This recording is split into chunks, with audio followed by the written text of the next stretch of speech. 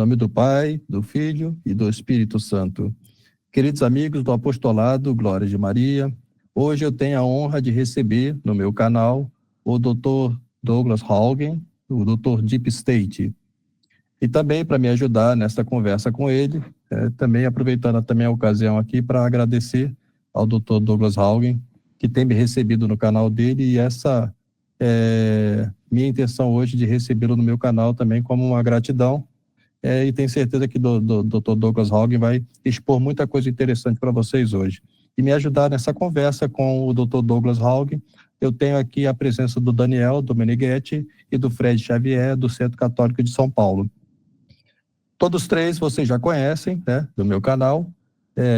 O Daniel tem conversado bastante comigo sobre a nossa série, né, sobre o protestantismo e a crise desencadeada pelo Concílio Vaticano II. A nossa conversa com o Dr. Douglas Haugen vai ser um tema muito interessante, que eu tenho certeza que vai prender bastante a atenção de vocês. Já tivemos essa conversa com o Dr. Douglas Haugen antes, né, nos podcasts dele, e nós vamos tratar sobre o Zohar e a utopia judaica. Então, boa noite, Daniel, boa noite, Fred, boa noite, Dr. Douglas Haugen. Boa noite, professor. Boa noite. Prazer recebê-los aqui. Hi, Doug. Opa, Fred. Hello, hello. How are you guys? Hello, everybody. It's Hello. nice to be here.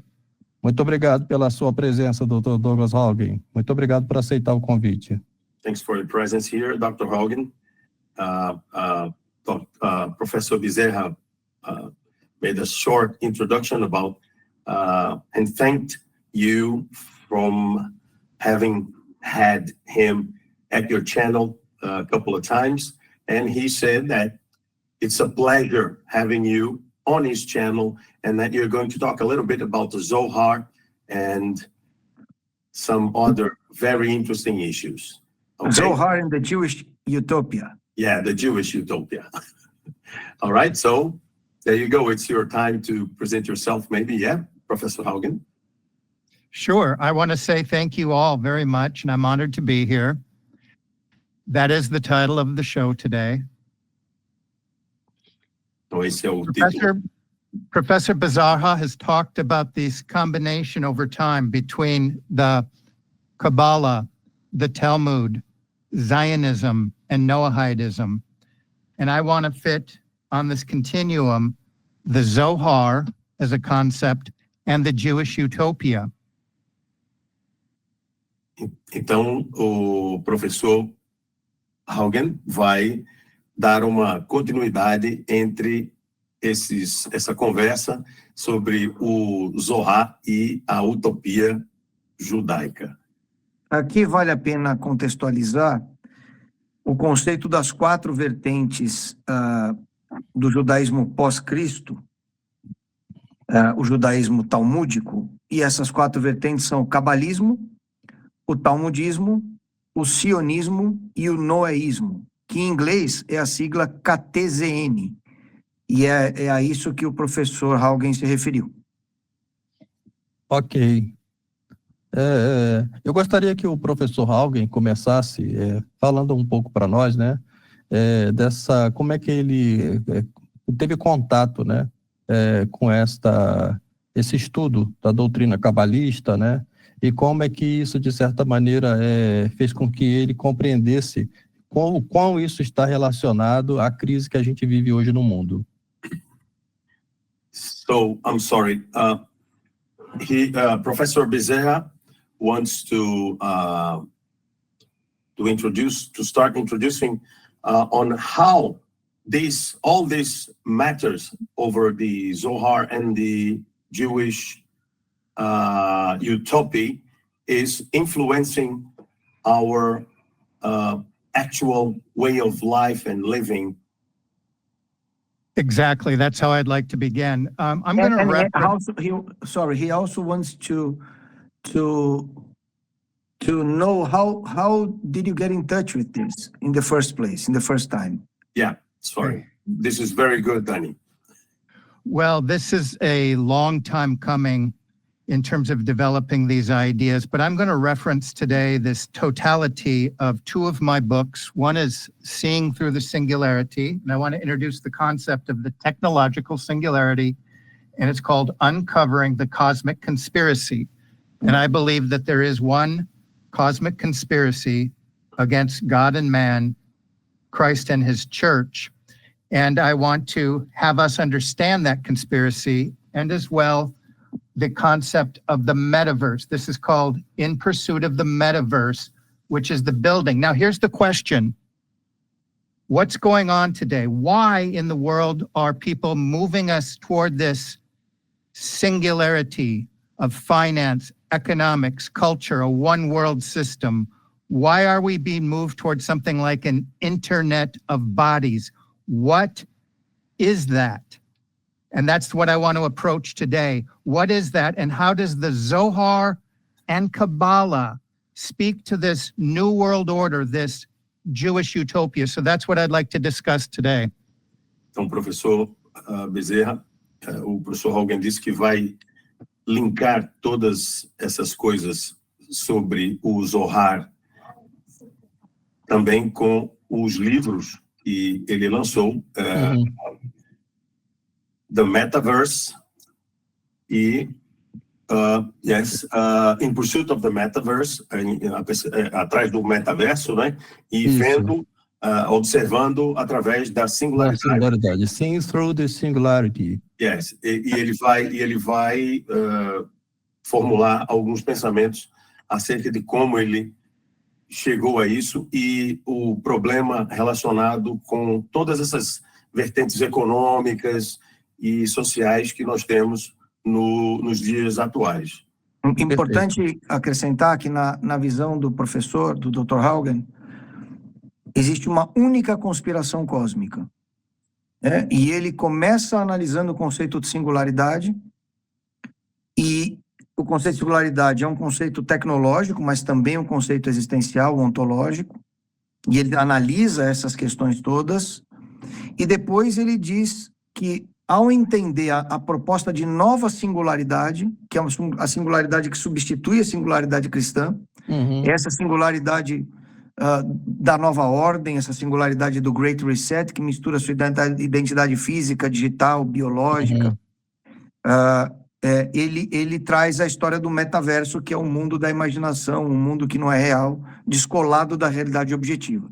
Então, esses dois livros do Dr. Haugen tratam desses conceitos que são muito atuais, muito técnicos, muito vivos no desenvolvimento da sociedade, dos mercados, da tecnologia, mas, ao mesmo tempo, de profundidade teológica e antropológica bastante ampla. Então, o Dr. Haugen pode começar, então, falando um pouco, explicitando mais para a gente, né, sobre a construção desse raciocínio dele, exposto nesses dois livros. So, if you may begin, Professor Haugen, by expliciting the beginning of everything through your two books, yeah? Okay. So I have this interest. My background is in political science, and I like the idea of empire, human empire. And one of the ideas that I'm interested in is the movement from Christian empire, and we're now transitioning into an anti-Christian, or we could call it a kingdom of Christ being transitioned into a kingdom of Antichrist. Where are we in this transition? So before I don't want to get too much information, but I want to begin with this. There was a book that came out in 1957 called The Pursuit of the Millennium. It was by an English Marxist named Norman Cohen. So Norman Cohen, 1957. And the idea was that collective Jewry, he was an atheist, he was a Marxist, collective Jewry walks around with this fantasy of creating a world order around these fantasies from the Old Testament. And so that is one of the seeds of this idea of the singularity, what this Marxist wrote about, that there's some collective fantasy. I would use the word egregore, but we can talk about that. So that's one of the germs of this, is this 1957 book by the Marxist, English Marxist called Norman Coleman. I don't know if that, should I continue or should I? No. A little, okay. And I'll Professor, just say this, I can come back. My interest right now is taking secular history and sacred scripture, redemption history, and finding out where they meet and finding out where we're at today in this process.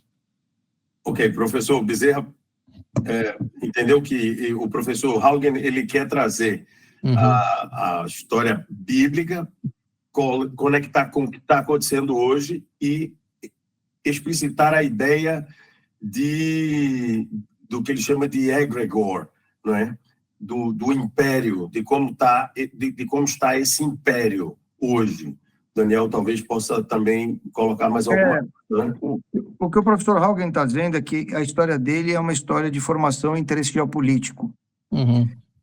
E, portanto, ele sempre teve muito interesse em impérios. E ele começou a tentar entender por que a gente estava migrando do império cristão para o império anticristão, e em que momento da transição nós estamos.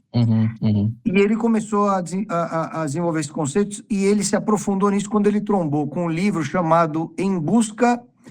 The name of the book is In Pursuit of... The Metaverse. Oh, his book, No. In Pursuit, his book Of is In Eternity, of Pursuit Millennium. of the Millennium. It's this mindset. In The Pursuit of the Millennium, by Cohen. Norman Cohen. Norman Probably Cohen. a Jewish guy. Yes. Provavelmente, com esse nome. Isso. Então, ele foi atrás. O que pegou ele foi um livro chamado Em Busca do Milênio, e esse milênio, no caso, é a mentalidade esotérica, nova-erista, transformadora, cumulâmica da sociedade e da criação. E quando ele trombou com esse livro desse autor chamado Norman Cohen, que é de 57, ele começou a entender os conceitos e foi formando a percepção dele em relação aos egregores, que são aqueles conjuntos de ideias que sequestram as mentes. Em tese, todos os ismos, professor, de certa maneira, são egregores. São egregores. Ou Perfeito. egrégoras em português, né? Egrégoras. É uma espécie de mentalidade de época, né? Exato. Que fica ali, né, prisioneira dentro de um certo sistema. E que pode ser teológica, filosófica, política, e por aí vai. Religiosa. Sim. Na década de 60, do Dr. Haugen, a coisa era mais explícita e, ao menos, parecia, né, ser mais explícita e ligada a um conceito de nova era, a um conceito dentro do aspecto da teosofia e de evolução por eras. Seria a chamada era de Aquário. So during the 60s, this was very common through the age of Aquarius and all this theosophic movement during the 60s. The Professor Bezerra is stating exactly this.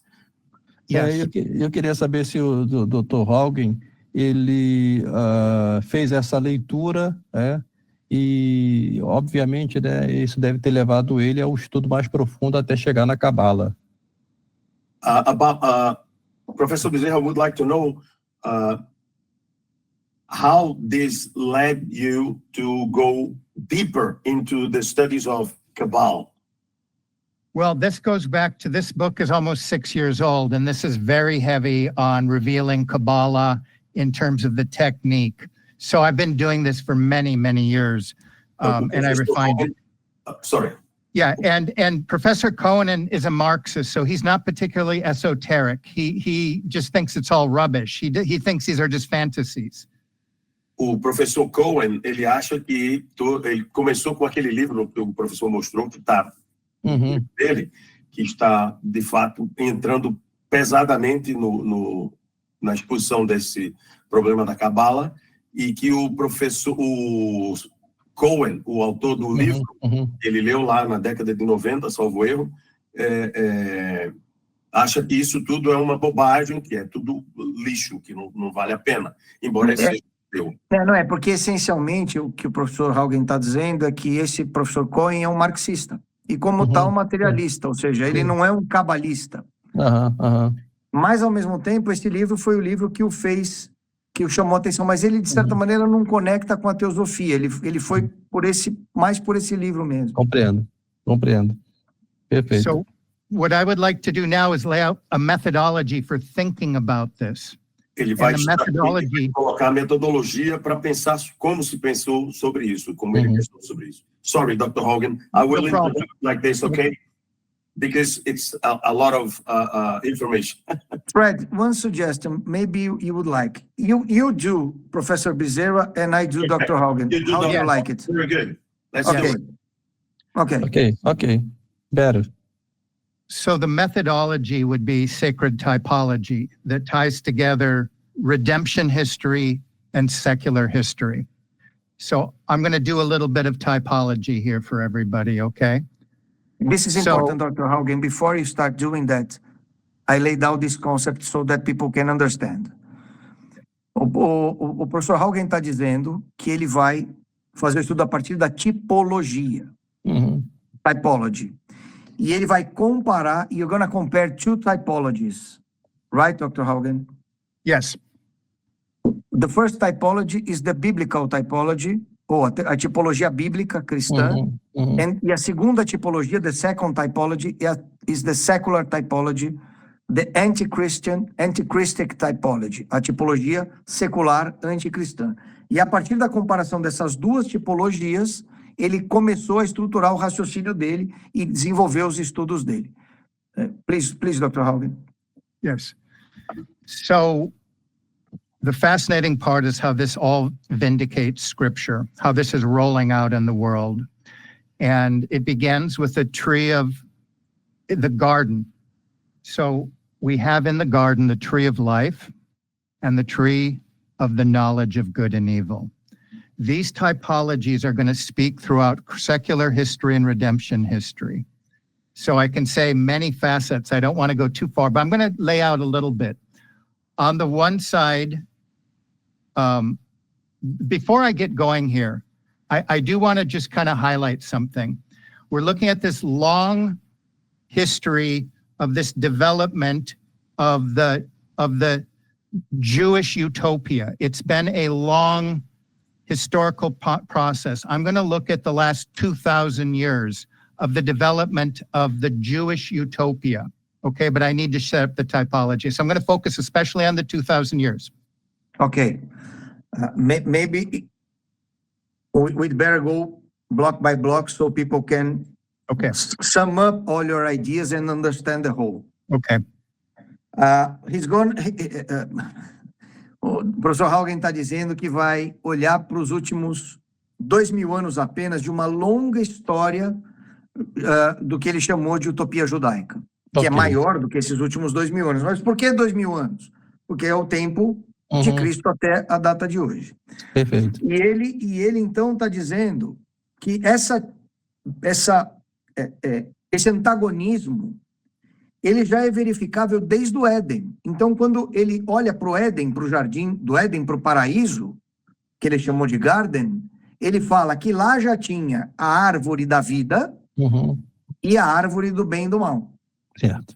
Então, você já tinha esta tipologia de antagonismo já no Jardim do Éden. Exatamente. Professor, se eu tiver algum comentário para devolver para ele... Não, eu tô pode Okay. continuar. Go ahead, So, please, Doug. Before we get to the typology, again, these ideas are similar. The kingdom of Christ, the kingdom of Antichrist, heavenly Jerusalem, earthly Jerusalem, the city of God, the city of man. These are the most fundamental typologies that scripture and tradition speaks of. The heavenly and the earthly, the transcendent and the eminent. What I'm interested in how the conspiracy is working against our mind right now to confuse the categories. So I want to say that before I lay out the typology. How is the deception? We are living in the great deception where we believe we're in the city of God, but we're in the city of man. We believe we're in the church, but we're in the anti-church. Too much nugget there. Let's break it down.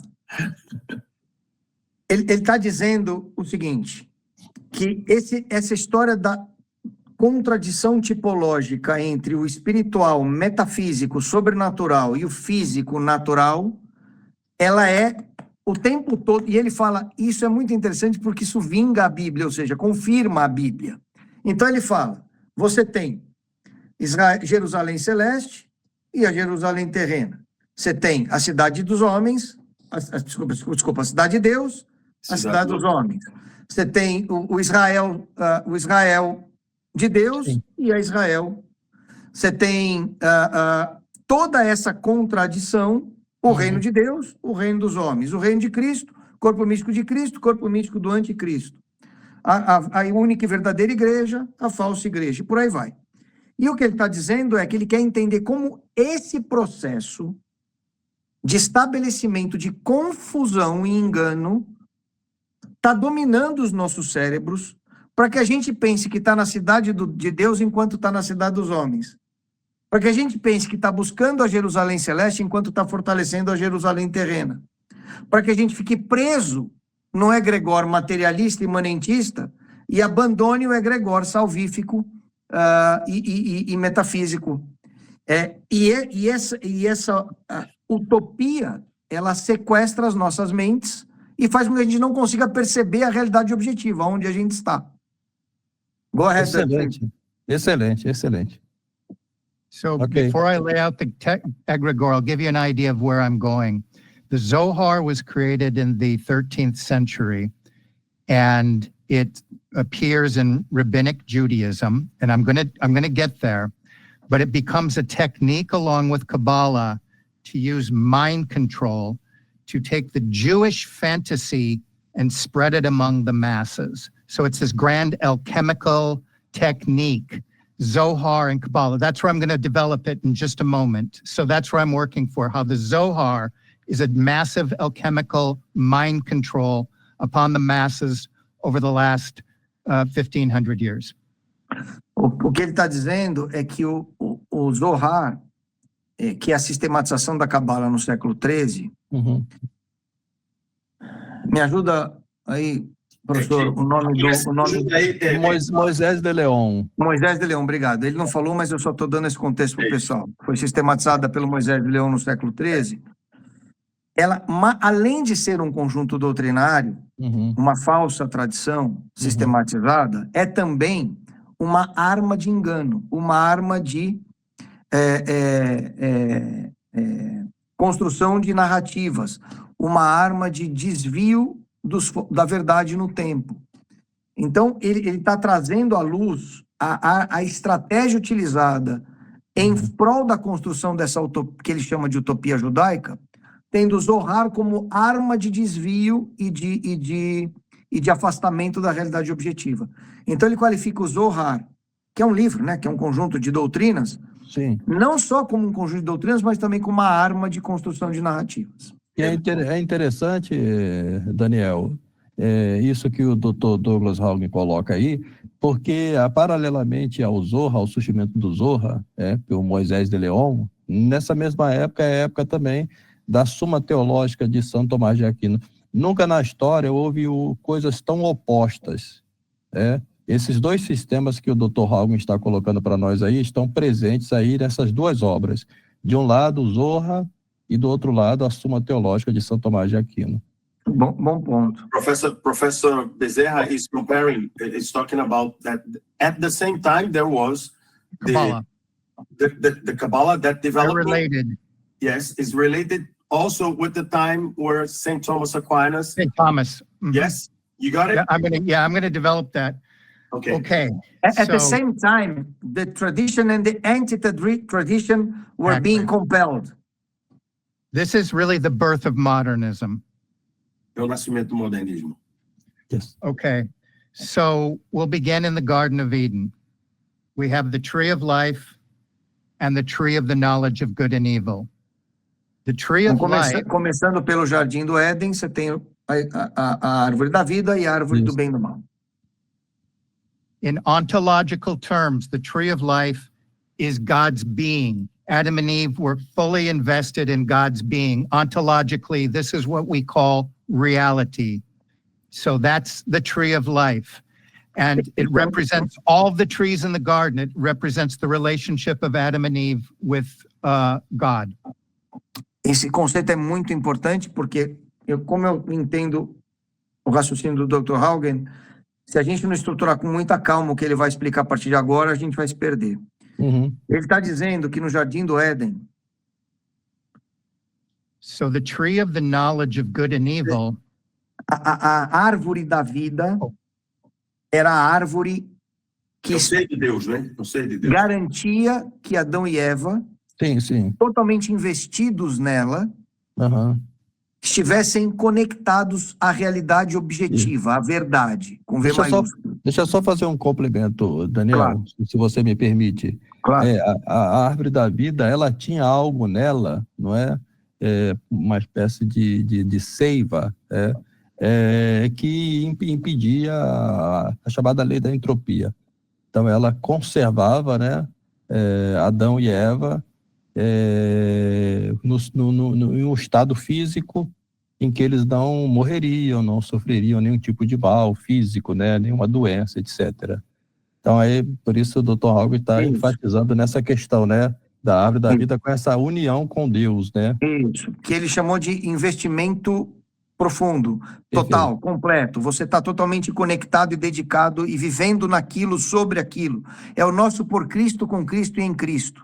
Sim, Né? Por Cristo, com Cristo e em Cristo. sim. Então ele está dizendo isso. Enquanto eles estavam conectados, por isso que Cristo fala, eu sou a videira, ninguém tem vida. Isso. Né? Quando eu sou a seiva da vida, a seiva da vida. Outra coisa, Isso. é muito importante esse conceito também da árvore da vida, porque isso vai estar conectado a outras duas coisas muito importantes. A arca de Noé, porque é feita de madeira, né? Ou seja, E a cruz. fora dela não tem salvação e, lógico, você tem a figura da igreja. E a própria cruz, o madeiro, não é? Exato. Perfeito. Professor Bezerra is Okay. sorry, Fred, because No, I'm in the middle of the explanation. go. I'll just keep learning. Professor Bezerra is saying that the tree of life also connects the wood with the wood of the ark, which is the only salvation ark, which is the Yes. church, and also the wood on the cross. Yeah, I'm going to build that out. Let me just Exactly. finish your explanation because Professor Bezerra added something and I have to finish your first part. Yeah. 1 No, minute, I'll please. even just do the life for a second. So life represents the blockchain of being. Yes. So Yes. it's God's essence. When we say the church has essence and the anti-church has no essence, this is what we're Essence. talking about. It's connecting to God's essence. It's the logos. It sustains all life. And Yes. that would become one of the key. There's so many things here, but yes, in short, this is going to become the church. Okay. This is the moment of reunification with the church. It's the cross. It's the Ark of Noah. It's the church, the Ark of St. Peter. So this is one continuous typology, and it's being, and it's centered around what Thomas Aquinas would say, non-contradiction. Yes. So it's perfect. Just like the church, it's one revelation. Okay. It's just being, it's perfection. And God can only be. Evil's just a deprivation of God. God is all truth, good, beauty, and that's important in this typology. It's so rich, so rich. O que o professor Haugen está dizendo, o que o Dr. Haugen está dizendo é o seguinte. Então, pegando carona na primeira parte da explicação, então ele estava dizendo que a árvore da vida, que provê a seiva, como o professor Bezerra explicou muito bem esse papel, ela garante ontologicamente a vida do ser. E, portanto, a verdade, a realidade ontológica do ser é estar conectado à árvore da vida, que, obviamente, tipologicamente, está e é a Arca de Noé, a cruz, ou seja, essa realidade contínua, ela é ininterrupta e ela não carrega consigo a lei a contradição, porque ela é perfeita, não há contradição, como São Tomás de Aquino valoriza. E ela, portanto, é a verdade, a igreja, a realidade, Cristo. Uhum. Já, por outro lado, a anti-igreja, ela não tem seiva, ela não tem vida em si. E ela é movida pela contradição. Ela é movida pelo não ser. Então ele traz o conceito de singularidade tecnológica brilhante. E ele fala que o blockchain é um conceito tecnológico, vale a pena quem não sabe o conceito, dá um Google aí. É em cima do blockchain que roda o sistema financeiro, em cima do blockchain que roda uma série de tecnologias. O blockchain é uma arquitetura transacional interativa de várias tecnologias e informações. E o que produzem coisas. E o que ele está dizendo aqui, estar na árvore da vida é o blockchain do ser. The blockchain of being. Ou seja, é a realidade ontológica que nós católicos entendemos no Cristo Pantocrator, no Logos, aquele que sustenta todas as coisas. Perfeito. E que a anti-igreja não tem o blockchain do ser. E aí ele vai explicar agora a outra parte, eu não vou antecipar. Go, Doug. Okay. Go ahead. Okay. Doug. It's fantastic. Yes, so we stay in the blockchain of being in the same way as Adam and Eve, through faith and obedience. God gave commandments. These are the trees you can eat of. We have the commandments. So we stay in the blockchain of being through faith and obedience to God's commandments. Ele está dizendo que a forma de nós permanecermos no blockchain do ser, ou seja, na árvore da vida, ou seja, em Cristo, é por fé e obediência, como Adão e Eva. We Que foi say, justamente o que aconteceu quando Eva Quando ela induz o desobedeceu, pecado de Adão. Isso, sim. Exato, tá certo? E, portanto, você tem mandamentos, sacramentos, tem toda uma dinâmica trazida por Deus e depois por nosso Senhor Jesus Cristo encarnado, que nos garante a permanência na árvore da vida. Go, Doug. according to the Catechism of the Council of Trent, and even the New Catechism, we are in the blockchain of being through the incorporation into the mystical body of Christ. Okay, so that's how we become incorporated into it. And the word used in the Catechism is image. And that image that we follow is the beatific vision of Christ, of the new heaven and the new earth. O que ele está dizendo é que, conforme o Concílio de Trento, a forma de nós estarmos nessa árvore da vida, dentro desse processo de obediência, desse processo sacramental, é o que nos garante a possibilidade de acessar. E a forma de nós mirarmos, de nós entendermos isso é através da imagem. Porque nós temos uma... E essa imagem, conforme o Concílio de Trento, é a visão beatífica, que é o conceito de São Tomás de Aquino. Então, nós miramos na visão beatífica, como Paulo fala, mirando o que está à frente, né? Então, quando você mira a visão beatífica, e ela explica para onde nós estamos indo ontologicamente. So Christ realized the prophecies of Old Testament scripture, Ezekiel, Daniel, Amos, Isaiah, and all of those prophecies point to Christ and the new heaven and the new earth. That's the image that we follow in faith and obedience. The devil, here's the fancy word, if I don't, it's the immanization of the eschaton. The goal of the devil is to take our heavenly images, like the serpent, and put them into the natural. Heavenly Jerusalem, all those prophecies, and that's what the Jewish utopia is about, taking those prophecies and immanentizing them, taking the beatific vision or the eschaton, the finished work of Christ, and putting them in the natural. Então, ele está dizendo que esse mirar na Jerusalém Celeste, no reino de Deus, na eternidade com o Pai, a visão beatífica, é o caminho que nós somos destinados quando fomos criados, que é a salvação.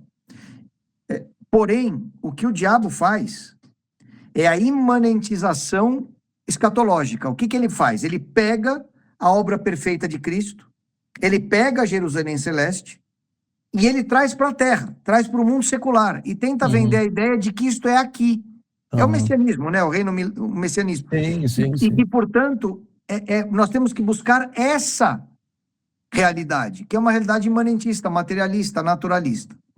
E aí sim, o termo utopia se aplica perfeitamente bem a essa realidade milenarista, né? Utópica, né?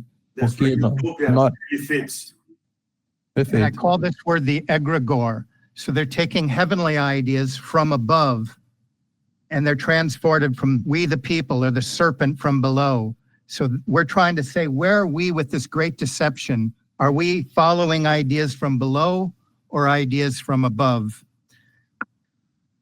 Aí o que ele faz? Ele problematiza. Ele fala, bom, se está acontecendo isto, como eu sei se eu estou aderindo às ideias que são divinas e que Celeste. vão me levar à escatologia perfeita, ou as ideias falseadas que vão me fazer ficar preso numa egrégora que parece salvífica, parece santificante, parece boa, mas no fundo me afasta da verdade.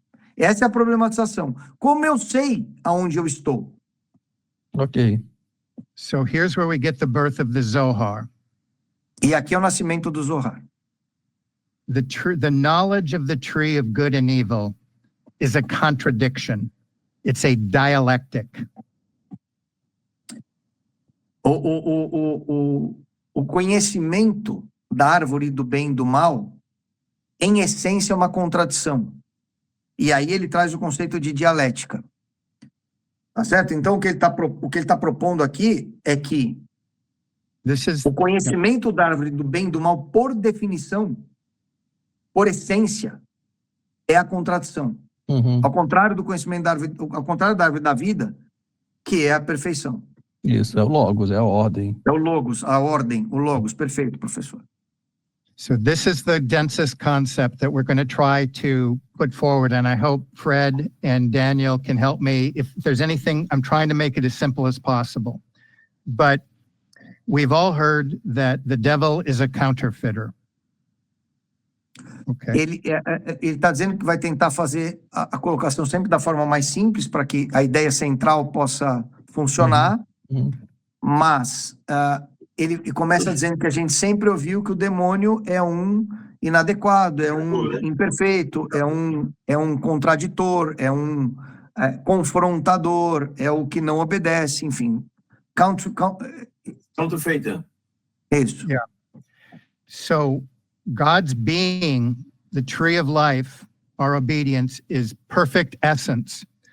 What the devil has done since the garden is counterfeited, made a copy and a copy and a copy. The ultimate copy of the Adam, he wants us ultimately to live in a world, a type of prison, a visual prison, completely emptied of the essence of God, both in our society and our churches. And that's the goal of the serpent. That's the kingdom of the serpent. All power and direction. And communism takes us a long ways because it eliminates the metaphysical. Aqui tem muita coisa, e professor, eu vou solicitar que o senhor faça uma explicação para que as pessoas possam entender esse conceito com mais profundidade. O que ele está dizendo é que a forma como o demônio trabalha é pegar um pedaço ou pedaços da verdade, fazer cópias falsas filosofias, falsos conceitos, falsas religiões, e ir multiplicando. Por isso o demônio é o pai da mentira. E ir multiplicando, e ir multiplicando, e ir criando, de forma que o objetivo é que a gente fique preso numa espécie de Torre de Babel, numa espécie de Babilônia maluca. Uhum. A cópia definitiva que ele chama, né? Até chegar a cópia definitiva. Exatamente. Okay. Exato, que a cópia definitiva é esse modelo final que é o sistema da besta. 1 minute, please, Doug. Então, professor, seria importante o senhor explicar, porque esta cópia, ela não tem a essência, que está na verdade. Ela é essenceless, a cópia. Então, como ela não tem essência, ela não tem eficácia nenhuma. Talvez fosse, não tem substância, né? Então, talvez fosse importante explicar aqui, 2 segundos, professor, a diferença de substância e acidente, para as pessoas entenderem o que o Dr. Haugen está falando. Ok. O professor Haugen também falou que esse reino da serpente, né, ele também está montado no que a gente hoje tem como comunismo, né?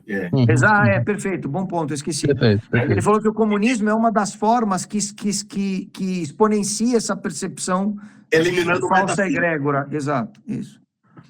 Yeah. Doug, I asked Professor Bezerra to speak in 3 minutes, the difference between substance and accident, so that people can understand what you're I got talking. you. That's a good idea. So You need to translate this? No. Of No, course. no, he already knows. He already Yeah. knows. It's just for the audience. But, okay. Isso. Eu vou fazer a explicação aqui também para as pessoas que estão nos ouvindo, para elas poderem também Isso aí. conseguir penetrar mais profundamente naquilo que o Dr. Douglas Haugen está expondo aqui, porque é fascinante e, ao mesmo tempo que é fascinante, também é complexo. Então, o Daniel disse bem para a gente definir os conceitos aqui, para clarificar também a inteligência das pessoas que estão nos ouvindo, né? Então, a substância é o ser da coisa, é aquilo que a coisa né? E o acidente é aquilo que existe em função do ser da coisa, né? O acidente seria uma coisa mais secundária, né? Não essencial. Então, veja que esse conceito de fazer a falsificação da verdade através de cópias e cópias e cópias, como diz o Dr. Douglas Haugen, né? É eficaz por 2 razões. Primeiro, porque nós temos a ferida na inteligência pelo pecado original e a malícia na nossa vontade, que faz a gente se apegar à mentira mais facilmente. Havia uma frase que foi atribuída ao Dr. Joseph Goebbels, na época da Alemanha nazista, mas a frase não é dele, hein?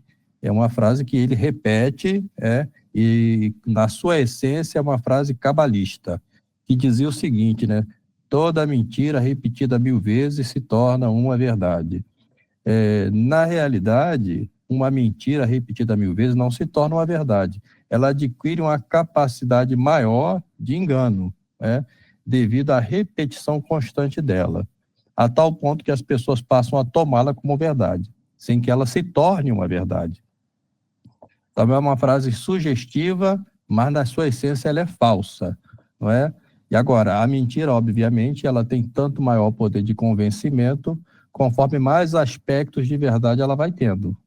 Então, por isso, o Dr. Haugen faz essa analogia com essa construção de cópias, qual o resultado final disso será uma cópia tanto mais perfeita, que vai ser a ideologia final do anticristo. E aí, só para exemplificar acidente de substância, por exemplo, nós todos aqui temos como substância O ser da nossa... sermos humanos, somos humanos. Mas eu sou com cabelo assim, o Fred com cabelo assado, o Dr. Haugen com a vista de um jeito, isso são acidentes.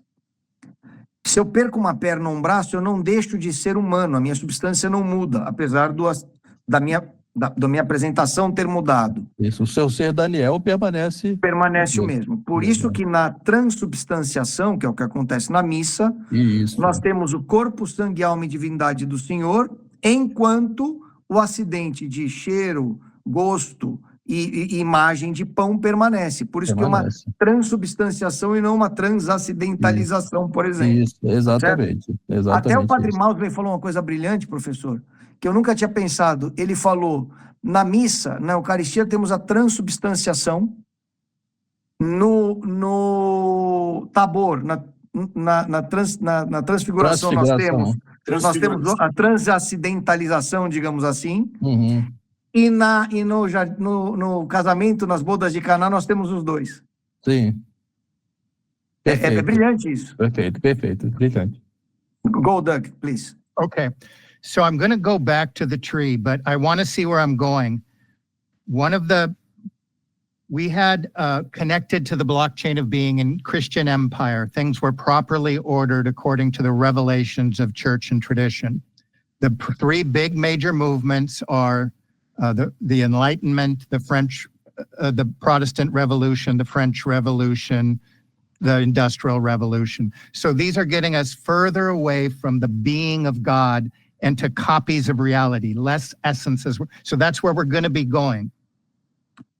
Então, o que ele está dizendo aqui, professor Fred? Ele está dizendo, e pessoal, que à medida que a sociedade foi se afastando da cristandade, a cristandade, conforme a ordem perfeita criada por Deus, a estrutura do blockchain of being, do blockchain do ser, Uhum. refletida numa estrutura secular, temporal possível, mais próxima da verdade, Uhum. ainda que tivesse, obviamente, defeitos, à medida que 3 grandes movimentos nos afastaram sensivelmente para esse universo de cópias, cada vez mais longe da essência, da substância. São eles a Revolução Francesa e o Iluminismo, na ordem, a Revolução Protestante, a Revolução Francesa com Iluminismo, Humanismo, Renascimento, enfim, e a Revolução Industrial. Então, esses 3 movimentos, o professor Haugen traz como aqueles que foram o ponto da disrupção que nos afastam cada vez mais da essência da substância. Perfeito. E é uma coisa também interessante, é que esse movimento que vai se acentuando e se acelerando, ele se dá exatamente ali, entre o século XIII, com o surgimento do Zohar, e o momento da quebra da cristandade, não é? A decadência do sistema feudal. E aí sim, você passa a caminhar em direção contínua e acelerada a esses movimentos que, em última instância, como o Dr. Haugen coloca aí, a Revolução Industrial, que aprisiona mais e mais o homem numa utopia materialista. E como dizia o Papa Leão XIII, a consequência disso vai ser o socialismo e a Revolução Bolchevique lá de 1917. Ok, doutor. Vai lá, Ok. Fred, vai lá. Só devolve para o Doug um pouquinho do que o professor falou. Okay, so he's talking about the Zohar? 12th or 13th century. Is that correct? Yes.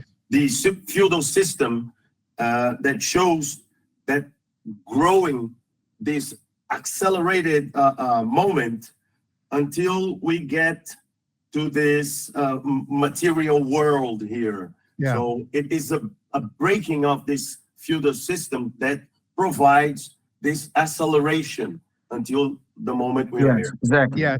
And that leads to the Russian Revolution. Yes, but I want to back up for a moment to kind of get there. I want to really develop the Zohar. So back to the tree of the knowledge of good and evil. Here we have the blockchain of becoming. This is the Ouroboros. This is the people that follow the serpent. And this is the foundation of evolution, of human apotheosis. Putz, é tanta coisa, é muito brilhante. It's too brilliant. You know what I think about, Doug? A contraparte do blockchain of being, do blockchain do ser, da verdade, é o blockchain do becoming, é o blockchain do tornar-se. Nada é real, tudo é transformado, transformável. E, portanto, a origem, a gênese do evolucionismo, que vai desde o evolucionismo humano até o Big Bang, passando pela criação e terminando na ideologia de gênero, por exemplo. Sim. Tudo isso é possível por esse racional que advém do blockchain do tornar-se. Então, eu abandono a essência do ser e vou para a essência do tornar-se, que é um eterno movimento desconectado da árvore, da raiz, e é o Ouroboros, exatamente. Você volta e está comendo seu próprio rabo. Procurem aí, pessoal, a figura do Ouroboros, quem não sabe, que é a serpente que comendo seu próprio rabo. É uma fantasia. Isso, eu só Everybody's gostaria... following a fantasy. É só para Yeah. fazer um pequeno Blind acréscimo. leading the blind. Essa ideia de tempo cíclico e de retorno, né, que a gente vê muito frequentemente no paganismo. Cyclical time and coming back that is normally seen in pagan. Yes, it's and even modern Kabbalah is a repackaging of ancient paganism. Yes. A Cabala é uma reformatação do paganismo. A Cabala moderna é uma reformatação do paganismo, ele está dizendo. So we have É uma reembalagem do paganismo. we have the 2 trees in the garden, and we have the fall of man. As duas árvores And then- do homem. Yep, and then God has a plan for redemption for fallen man, which he explains. There'll be the typology. The the seed of the woman, who represents the tree of life, and the seed of the serpent, who represents the knowledge of good and evil. That would be the dialectic. And the dialectic, if you look at a definition, it's looking at God's being and making projecting a metaphysical contradiction where it doesn't exist. And we're going to see that throughout the French Revolution, the Protestant Revolution, the modern revolution. You're making a problem out of God's being. And I'll get there. But that's the trick of the serpent, to look at God's perfection, his revelation, and find a metaphysical contradiction and make a copy from it. E aí o que ele está dizendo? Tem as duas árvores, Deus tem um plano de redenção, mas o processo se desenvolve de maneira que a dialética está estabelecida a partir dessa dinâmica com os filhos da mulher, Gênesis 3, e os filhos da serpente. E os filhos da mulher estão conectados à árvore da vida, e os filhos da serpente conectados à árvore da dialética, a árvore do bem e do mal, a árvore da contradição. E o que ele está dizendo é que com o tempo, ao longo do tempo, os promotores, os filhos da serpente, promotores dessa utopia, foram criando um processo de afastamento da verdade a partir das cópias, e exemplificando aí os movimentos que ele citou como exemplos disso, a partir da imposição de uma dialética, de um raciocínio dialético, onde se problematiza uma contradição metafísica ao que Deus é. Então eu crio dialeticamente uma dúvida, uma contraparte, uma antítese ao que Deus é. E o que Deus é aqui significa também o que Deus faz, o que Deus revela, o que Deus permite. Eu crio essa antítese, e a partir dessa antítese eu vou promovendo uma síntese com a verdade. Só que a síntese já está afastada da verdade original. E quanto mais cópias eu vou produzindo, mais sínteses eu vou produzindo dialeticamente. E mais, percebe? É um processo de aproximação sucessiva e de recorrência que vai levando o afastamento cada vez mais por sínteses recorrentes. É por isso que o número 3 para eles é muito importante e é simbolizado pelo triângulo. So number 3 is very important for them. That symbolizes the triangle. That's the observation of Professor Bezerra. Yeah, the unholy trinity that's a mimic of the Holy Trinity. A trindade satânica, o não santa, que é o oposto da trindade, né? Que é uma mímica, é uma mimética da trindade verdadeira. Exato. Okay. So there's always this note of the metaphysical contradiction in the garden. The serpent says, did God really say that? And then we have Cain and Abel. Am I my brother's keeper? Jacob and Esau, and the inversion of the gifts, the graces of Christ. And then we have Christ and the Pharisees. And then I can repeat this. And then we have the church and the synagogue. So there's a genealogy on both sides. And this is where redemption history and secular history come together in the post-Christian era. Ele está dizendo que essa contradição e esse antagonismo, essa inimizade eterna que Deus coloca entre os filhos da serpente e os filhos da mulher em Gênesis 3, e é uma inimizade colocada por Deus, diretamente depois da queda, ela se expressa em Caim e Abel. Eu sou aquele que cuida do meu irmão bom. Caim matou Abel. Abel é uma prefigura de Nosso Senhor, como nós sabemos e rezamos na missa. Sim. Esaú e Jacó. Davi. Edom e Jacó. Isso. Depois, Cristo e os fariseus. Sim. Ou, em última instância, a igreja e a sinagoga de Satanás. Sim. Conforme denunciado pelo próprio Cristo nos evangelhos.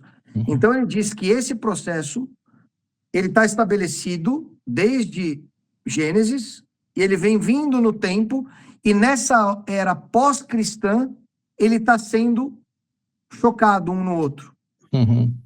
E desse choque estão surgindo essas egrégoras, estão surgindo essas realidades, que são falsas realidades, mas que nos afastam cada vez mais da memória da verdade, da compreensão da verdade. Go, Doug.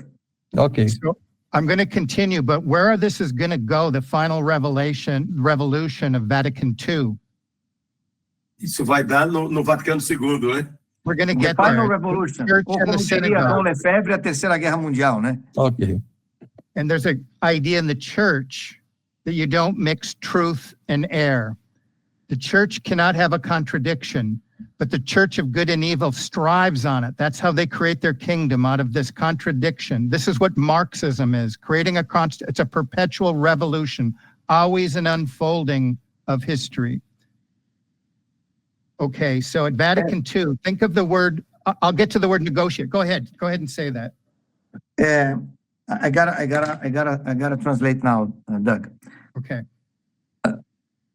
Ele está dizendo que, Não pode haver contradição entre a igreja do bem que dentro da igreja não há contradição possível porque a verdade não coaduna com o erro.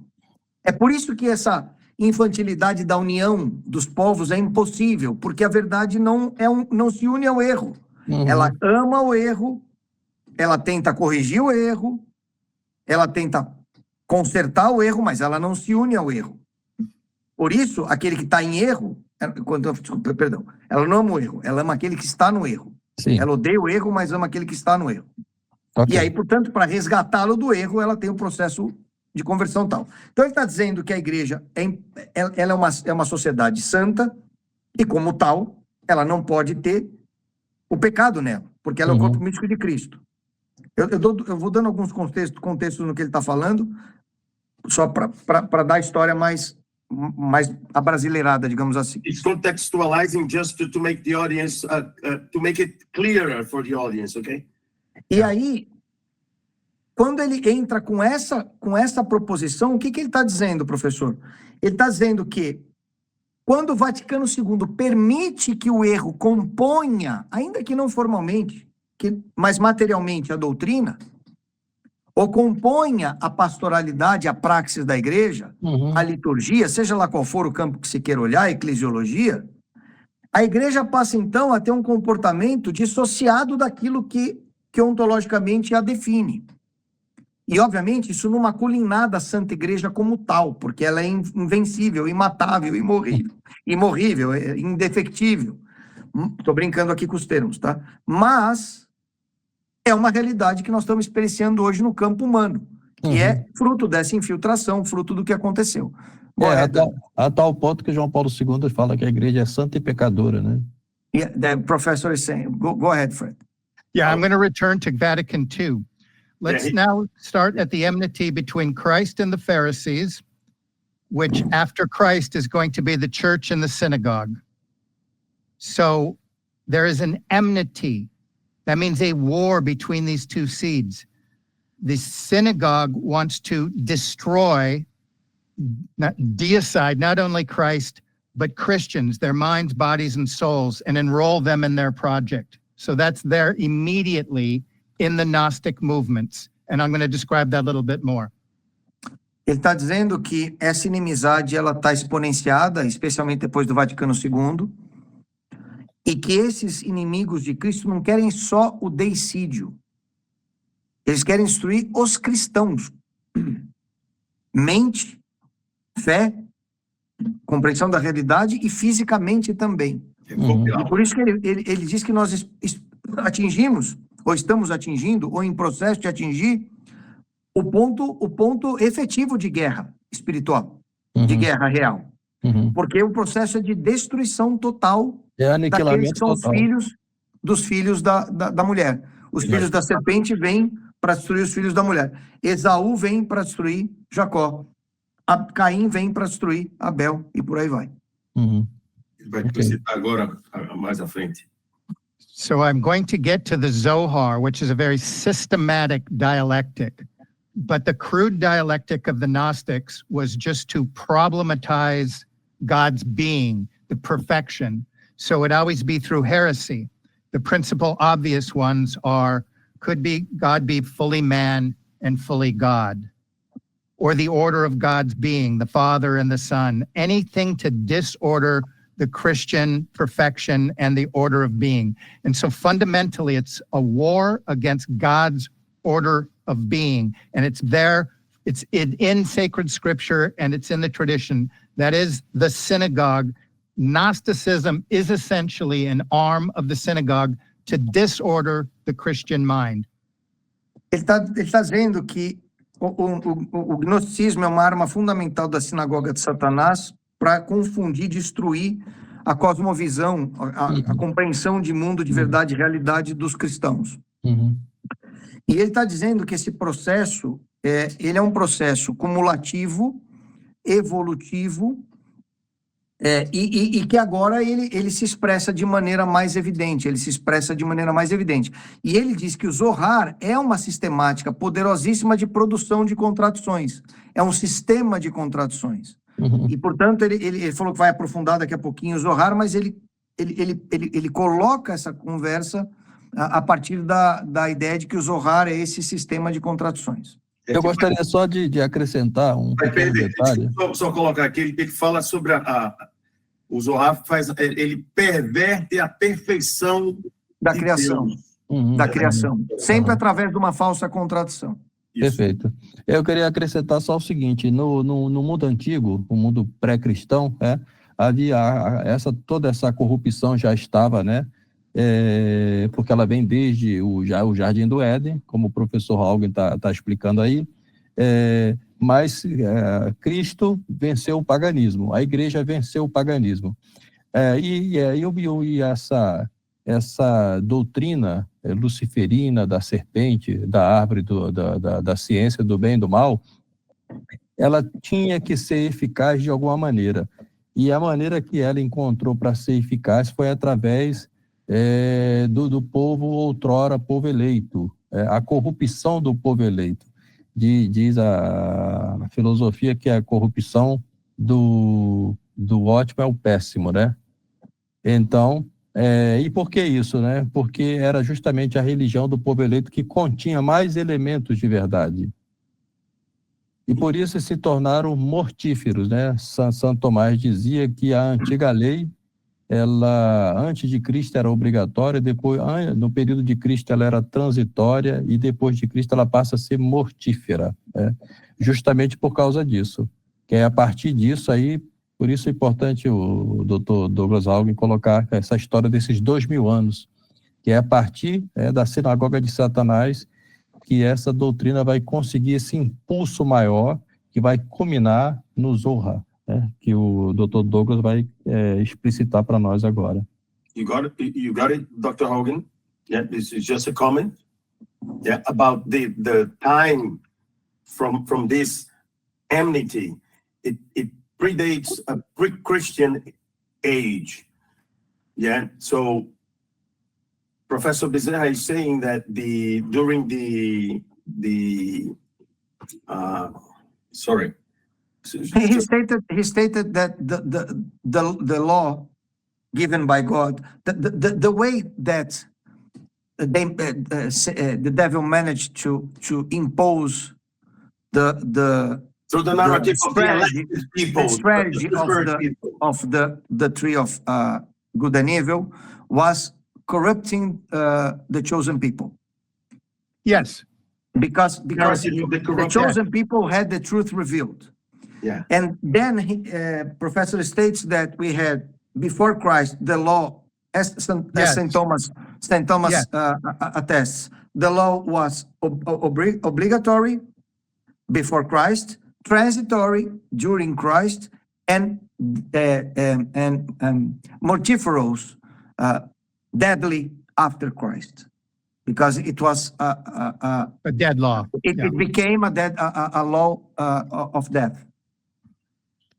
So we have the roots of Noahide really with the Gnostic movements. We're going to get to Maimonides and the Zohar in just a moment, but the central heresies are usually against what they are today with the Noahides, against the bodily resurrection, because Gnostics just want to kind of reunite their consciousness, and with the nature of Christ, all man. So we see the birth of Noahidism in the heresies of Gnosticism, and then I'll move on to the Zohar.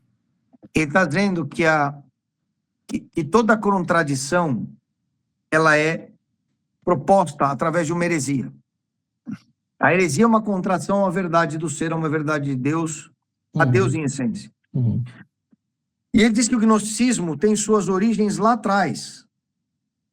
E a Cabala e o Zohar, eles compõem um objeto, um sistema, como o senhor falou várias vezes, né, a doutrina luciferina, já conectando com a forma como o senhor explica, eles compõem esse arcabouço que carrega a Gênese. E como todo cabalista gnóstico se sente uma partícula conectada a Deus, no que eles definem como Deus, né, aquela energia, então eles têm esse movimento de tentar juntar as partes, juntar as peças, que no fundo é um corpo.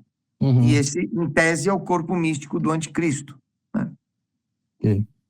Now we're going to get to the explosive century, the 13th century in the Zohar. Aí vamos chegar no século explosivo, no século 13, o século do Zohar. Okay, so there's two traditions that we're speaking about here with these two trees and the two blockchains.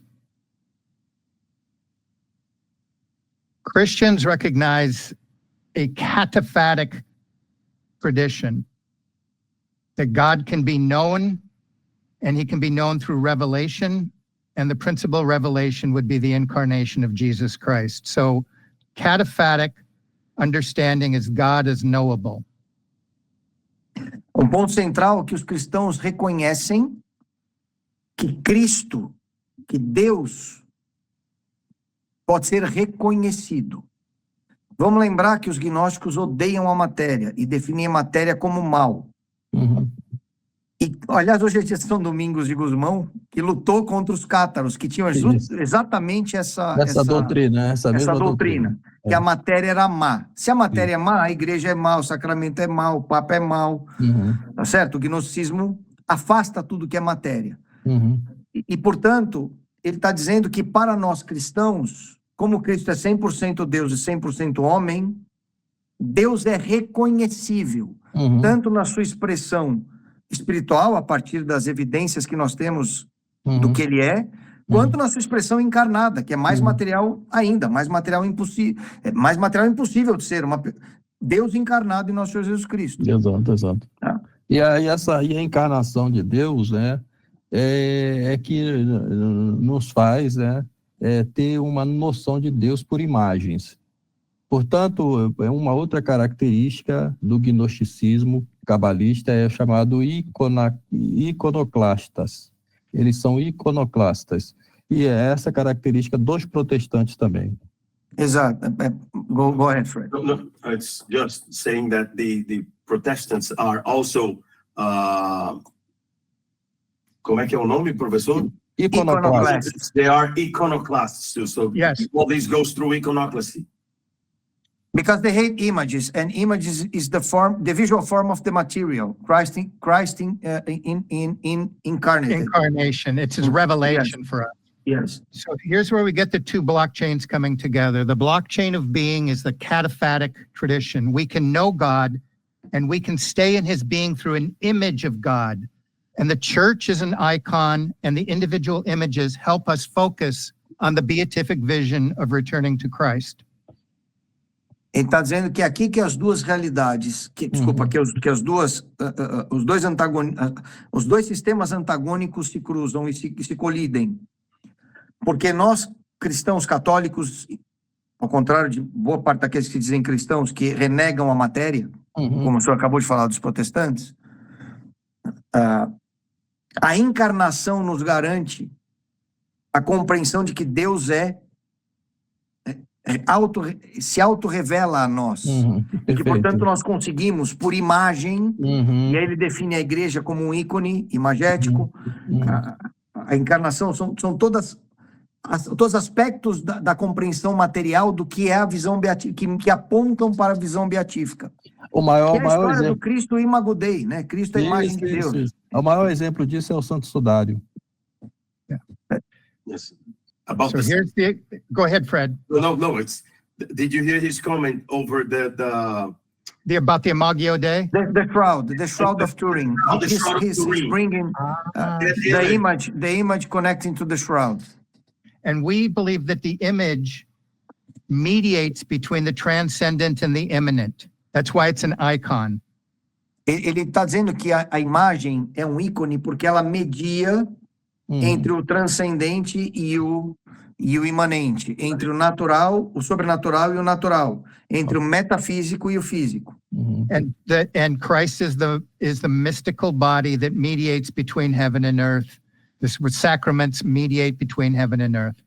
Como Cristo é 100% homem, 100% Deus, ele é o único capaz de mediar, por isso ele é o único mediador entre o homem e Deus, mediar essas realidades transcendentes, imanentes, metafísicas e físicas.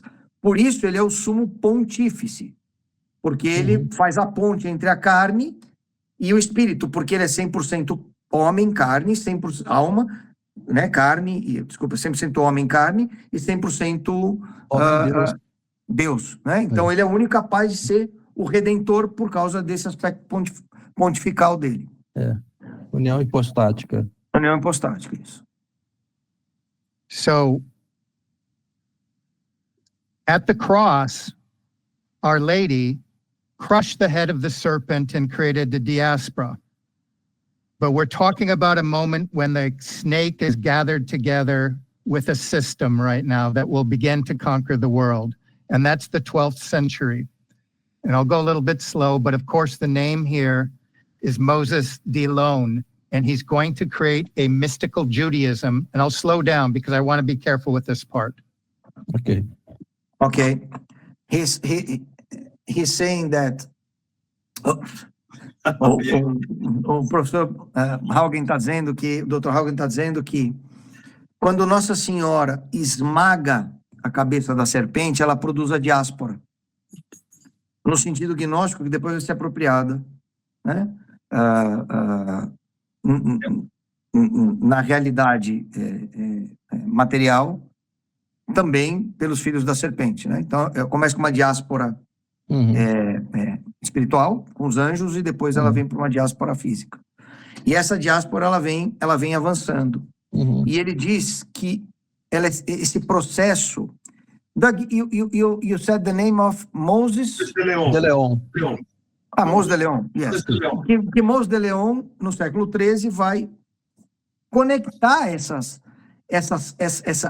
vai tentar reunificar esse processo de diáspora, ordenando, no que ele entendia ser ordenação gnóstica, cabalística, esses conceitos e filosofias em prol da constituição do reino deles ali. Fazendo um judaísmo místico, né? Exato, o judaísmo místico, onde aí o Zohar é a sistematização da Cabala para uma aplicação concreta. Perfeito. This is the system that would begin to conquer the world. So here's the idea. We Christians we believe in a cataphatic position. The Zohar would be an apophatic tradition. And through this technique of dialectics, it would conquer the minds of men. Okay, so here's the idea that God is so transcendent that he's unknowable. And the critical part here is that he doesn't even have essence or being. It's profound. It's a mind trip. So it's a negation of our God. There's a cataphatic God where God's knowable. Christ said, if you've seen me, you've seen the Father. And there's a tradition that's going to be, it's the enmity, that's going to use that being to create anti-being. It's a very heavy concept. It's called the apophatic negation of reality, the apophatic negation of being. And this is how the Jews are going to build a counter church decade after decade after decade. It's a very dense concept. Ele tá trazendo conceito bastante denso. Of course, you didn't say the word God not being, because he has no essence. They think God's a force, a power. They can't even say the word. It's a God of forces. And it's essentially... And they can manage, whoever manages the force manages God. That's what they think. Exactly. We serve God. We are in God's being through our obedience. they worship a God, a force, like the Masons, that serves them. So it's a Yes. form of self-deification. Yes. Então, é tudo muito... Vamos lá. O que ele está dizendo é que, ao contrário dos inimigos de Deus, nós somos... How do you call the Apostolic, apophatic, apostatic, and we are Apophatic. cataphatic. cataphatic? Yeah, catafático. Yes. Ele está dizendo que nós, católicos, somos catafáticos e que os inimigos são apoteóticos. Ou seja, eles estão em rumo a uma vitória final no fim, que é a integração geral das partes. Tem a ver com o monismo, tem a ver com nosfera, essas coisas. E que, portanto, a apoteose é uma espécie de vitória do homem, a deificação do homem. E aí vem o conceito central, que os inimigos de Deus adoram um Deus que não tem essência. Ele é essencialmente uma força, uma energia, enquanto nós obedecemos a um Deus que tem essência, que um tem Deus pessoal.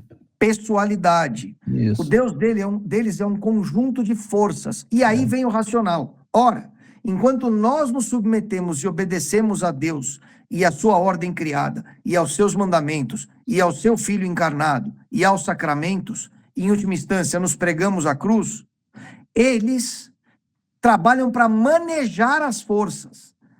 Ou seja, eles se deificam de maneira que eles controlam Deus. Porque se Deus é um conjunto de forças, quem controla as forças... Por isso a energia é tão importante para eles. Por isso os fundos de investimento desses caras investem tanto em energia. Porque quem controla a força, that's why they invest so much on energy, for example. Yes, it's all this New Age stuff is Kabbalah. É a história da nova era e tal.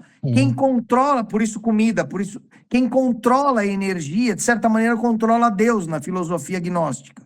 Cabalística, e ele acrescentou uma palavra aqui, maçônica.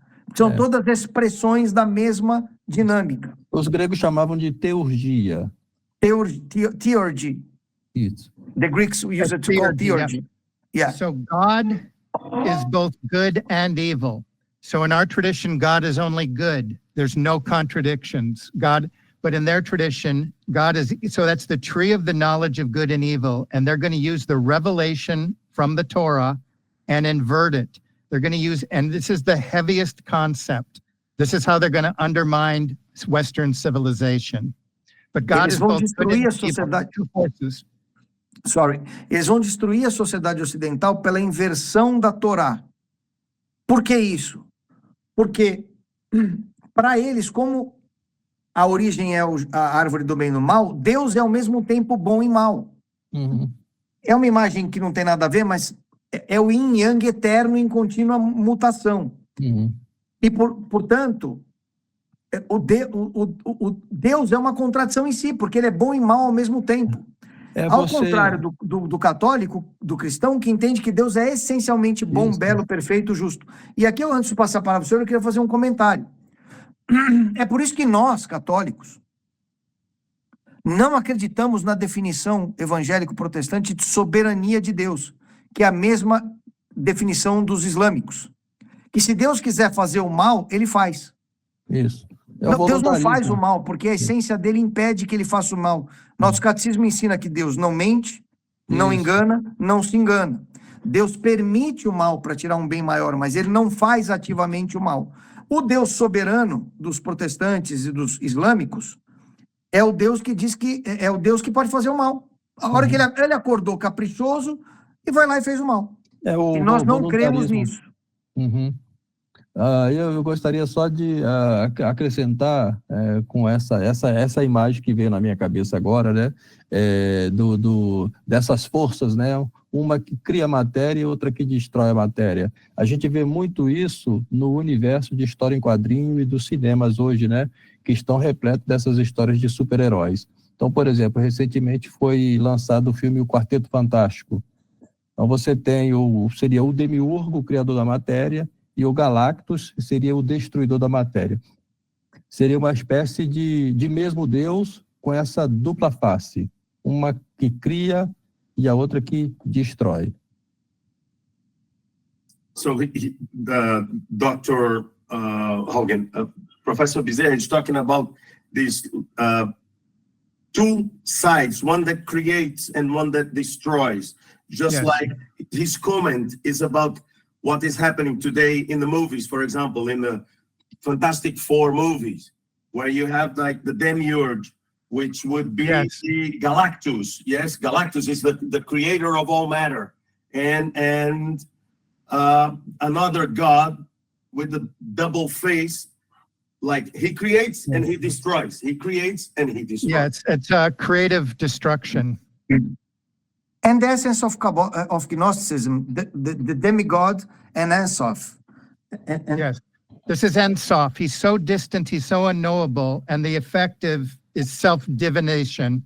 So I can't even unpack what's going on in this century, but you're going to have the birth of this God, and that is going to give us a new formation of Lurianic Kabbalah, or what's called practical Kabbalah, in conjunction with the Zohar, that's going to be systematically applied at undermining civilization.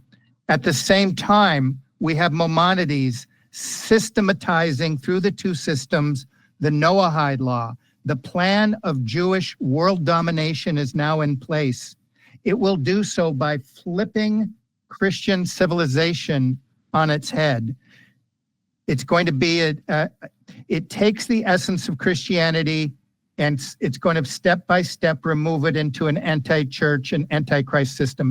It's heavy stuff, but we have Maimonides, we have the practical Kabbalah, and in the church, we have a crypto agent named Yakam Defora, who's going to take these heavenly ideas, Father, Son, and Holy Spirit that belong in the eschaton, separated, and he's going to bring them down in conjunction with the Kabbalah and the Zohar and have the minds of Christians come. And this would even affect in Portugal, you're going to have the killing of the king.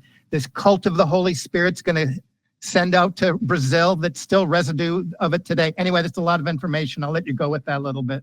Ok, Doug. E ele está dizendo o seguinte, esse processo de desenvolvimento do Zohar avança com a sistematização da Cabala Luriânica, e essas duas coisas integram-se em Maimônides. Maimônides está ali combatendo e sendo combatido por São Tomás, tá certo?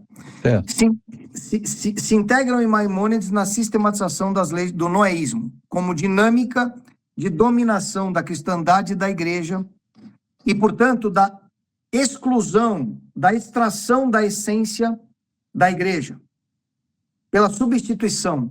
Ou seja, você tira a doutrina verdadeira, coloca uma doutrina falsa. Tira um conceito teológico verdadeiro, coloca uma heresia que parece boa, do tipo ecumenismo, do tipo liberdade religiosa, do tipo dignidade infinita humana. E parece boa, mas no fundo é um valor Sim. É contrário. contrário. Ela parece boa porque ela se apropria das aparências e dos Das termos. aparências. Mas Ela dá mantém outro o sentido. acidente e troca a substância. Perfeito. Tá certo? Exatamente. Então você fala a palavra achando que está falando uma coisa, mas o sentido essencial da palavra Já é mudou. diferente. Exato. Sim. A palavra ecumenismo sempre foi usada nos concílios ecumênicos Sim. e hoje ela é usada de maneira completamente deturpada. Então Exato. o que ele está dizendo é que ao longo do tempo esse sistema, noísmo Maimônides, Cabala Luriânica, que é a sistematização cabalística do Zohar, criado por Moses de Leon, vem avançando e destruiu a cristandade, Sim. que agora entra na igreja para destruir a igreja desde dentro, Sim. permitindo a viabilização do sistema do corpo místico do anticristo, que é aquele corpo constituído da ausência da essência, mas que mantém as aparências. E aí ele diz que isso é um processo de imanentização escatológica, porque eu trago, e ele diz que o artífice da dinâmica de trazer essa visão errônea, essa visão herética, essa visão luciferina para o seio católico era justamente um católico chamado Joaquim de Fiore, O abade cisterciense. que é quem traz o conceito de reino do espírito, que vai Isso. dar origem, que vai fundamentar teologicamente, digamos assim, renovação carismática, Isso. evangelicalismo, protestantismo. É a religião do Jordan Yes. Peterson, por exemplo. Jordan Peterson é fioriano, isso diz Yes. Joaquim de Fiore. Yes. E aí dá essa ideia de messianismo, Uhum. porque é o que Messianism. conecta. That's what's birth. That's the birth. Yes. That's Yeah. that's the birth. Messianism is what connects Protestants, It's a evangelical misplaced category. Christians, and Talmudic Jews, and conservatives. All these guys are connected into this messianism expectation. And all of these things are together, the Talmud, the Kabbalah, even the pre-Zionism, which is just world Jewish domination and Noahide, it's all there. And what's unleashed is this force of an unholy Trinity. So in our Trinity, the Father, Son, and Holy Spirit are persons. They're ontologically real, okay? They have an unholy Trinity of sodomy, usury, and idolatry that are inversions of those three things. And those three forces are going to be unleashed on the world. And I'm going to give you an explanation of how. E aí ele está dizendo, é muito legal, né? Ele está dizendo que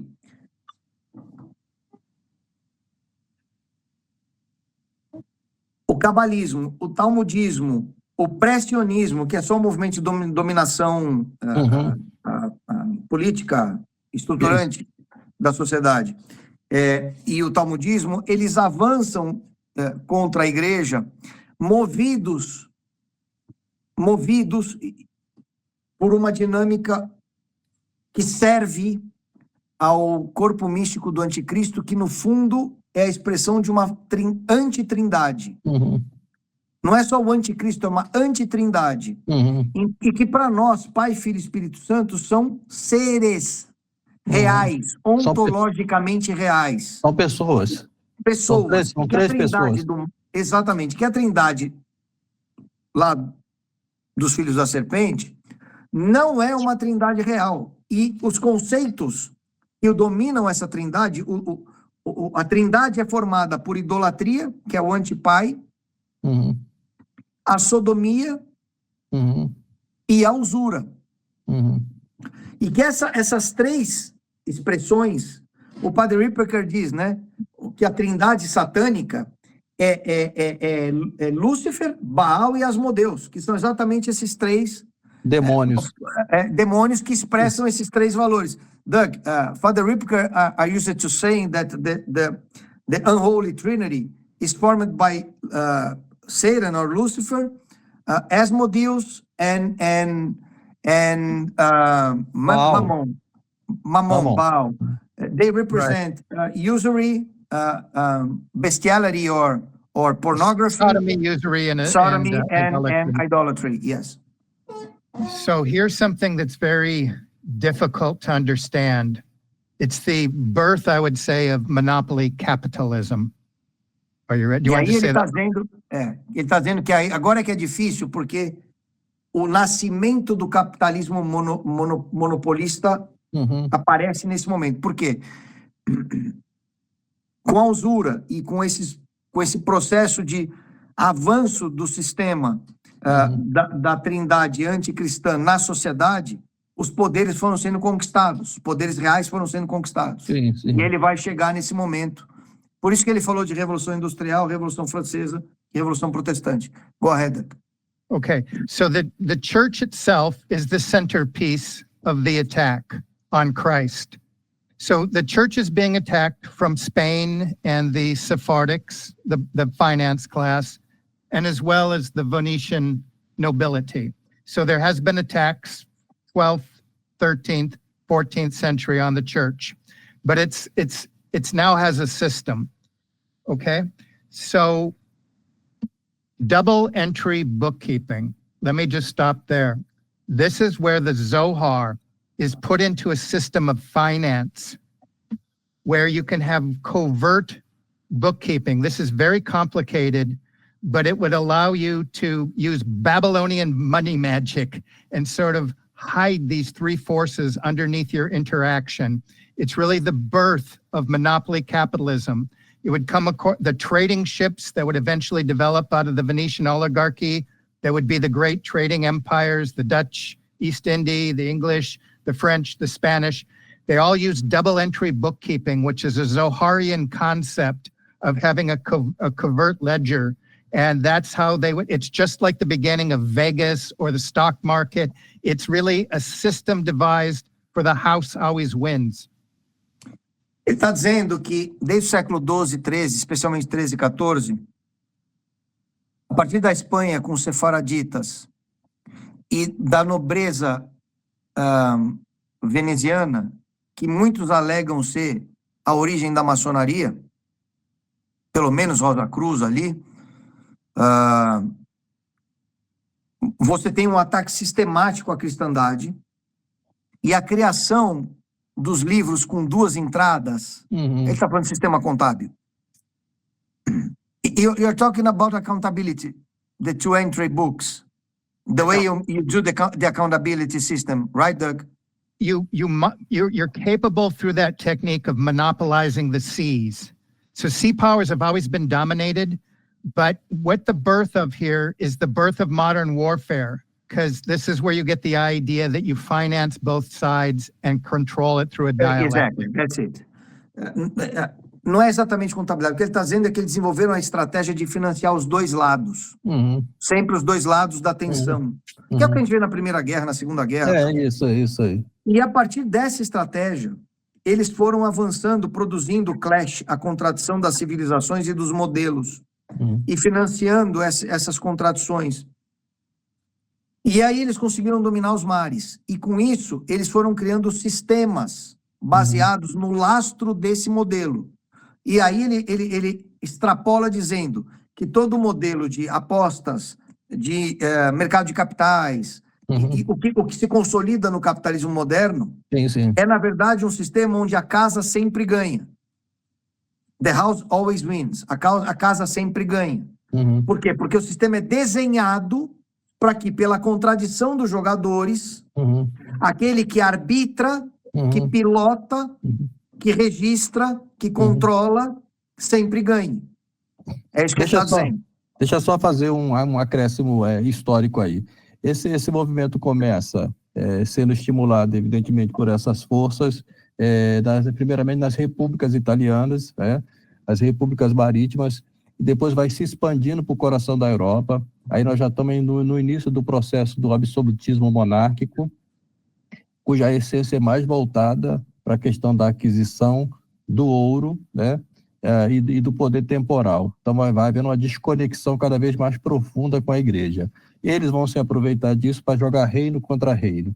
Daí esse período aí do século XIV, século XV, vai ser um período de intensas guerras. A maior delas é a Guerra dos 100 Anos, entre França e a Inglaterra. Depois esse sistema financeiro ele vai maturando, e vai migrar das repúblicas italianas, repúblicas marítimas italianas, vai migrar para o coração da Europa nos Países Baixos. Esse é o movimento, então, das grandes navegações. Eles vão se apossar da tecnologia portuguesa de desenvolvimento de grandes embarcações para grandes viagens e vão desenvolver um sistema financeiro internacionalista, baseado nisso que o Dr. Haugen está colocando aí. E dentro desse sistema é que surge novamente o sistema escravista. Então é bom que se diga isso, porque essa é uma conta que se põe na Igreja Católica, desse sistema escravista moderno, a escravização dos países africanos. Na realidade, não. Na realidade, isto se deve a este processo todo que o Dr. Haugen está colocando aí. São eles que trazem a escravidão de volta. Go ahead, Fred. But I think it's just explain that Professor Bezerra is laying down some historical context and explanation to what you're saying, and bringing the information that modern slavery, which was not funded and promoted by the church, came back to the stage by the development of the modern navigation system. Yes. And economics, especially when it moved from Italian republics to Holland and the center of Europe. Yes. Yes. So Professor Bizzarra, mentioned about, Kabbalah in the Renaissance. So I don't need to hit that too much. I think we kind of know that story a little bit. But what like Civiltà Cattolica would tell us, the goal here is first dominate the finances, then dominate the mind of the Christian. So that's the order of things. So it has to penetrate economically. And so again, this is where the dialectic is going to come in, fund both sides of the war. I do want to mention a quick decree here on the advent of the Renaissance, which is 1498, a decree, 1489, a decree of Constantinople, in which it said that we will send our people into all, this is way before, Sabbatean Frankism. We will send them, we will make them lawyers, doctors. So you're getting from the outside, you're getting an economic assault, but they're going to go in and infiltrate and become the doctors, the lawyers, the physicians, and they're going to become, we call this crypto Jews. And so ele está dizendo que esse sistema de avanço pela promoção da dialética, de financiar os dois lados sempre, ele é um projeto que começou bem antes do franquismo, bem antes do sabatianismo, e que ele até cita um decreto de 1489 de Constantinopla, onde eles dizem que vão se tornar os advogados, os contadores, os especialistas. Por isso que ele chama de crypto-Jews, né? Uhum. Judeus escondidos. E aí, que vão se infiltrar nessas dinâmicas financistas. E aí ele traz o documento da Civiltà Cattolica, ou Civiltà Cattolica, como ele disse, mas é um documento italiano, aprovado, é uma revista italiana aprovada pela Santa Igreja, tem o imprimatur da Santa Igreja, do século XIX, do final do século XIX, que os jesuítas ali, se não me engano, são os jesuítas que escreveram. The guys that wrote the Civiltà Cattolica article are Jesuits, aren't they, Doug? correct. Yes. Os jesuítas escrevem artigo nessa revista com aprovação do Vaticano, e ali, the Pope was Leo XIII already, Yes. or Pius IX, Leo XIII. Bom, qualquer coisa entre Leão, eu acho entre o nono e The Leão original one is XIII. 1890, Yes. and then there's another one in 1937. E aí eles escrevem esse artigo na Civiltà Cattolica, onde eles dizem que o modelo de dominação, which was the year of the article? 1890 is the original. Yes, de 1890, então é Leon XIII. Yes. 1890. Sim. Já naquele momento os jesuítas denunciam, estamos falando aqui dos bons jesuítas, os protetores da cristandade, do Papa, a Ordem de Santo Inácio, Sim. não os jesuítas deturpados por Teilhard de Chardin. Esses jesuítas escrevem um artigo dizendo o seguinte, que o modelo de dominação vem na seguinte ordem. Primeiro eles vão dominar as finanças, é o bolso, é o financiamento, é a dívida, é os juros, sistema financeiro, sistema bancário, sistema internacional. Depois eles vão dominar a nossa mente. É a educação, é a cultura, é o entretenimento. E a última fase que ele não disse agora, mas ele já disse em outros programas dele, I'm adding what I used to say in other shows, Doug. The third phase is dominate the body. Yes. Because Yes. in Civiltà Cattolica, this is not there. Right. But of course, this is truth.